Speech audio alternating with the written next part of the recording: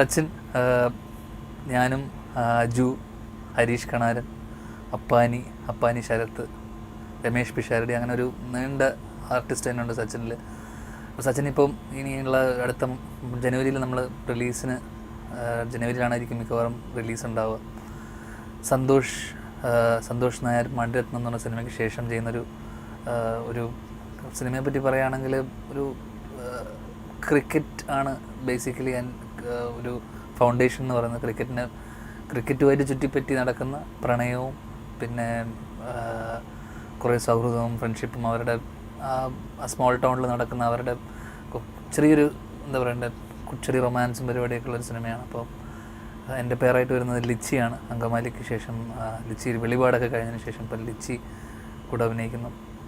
പിന്നെ എനിക്കൊന്നും ഹരീഷും ഞാനും അജുവൊക്കെ ഗൂഢാലോചനയ്ക്ക് ശേഷം വീണ്ടും ഒരുമിച്ച് അഭിനയിക്കുന്നു. ആദ്യമായിട്ടാണ് അപ്പാനിയുടെ കൂടെ.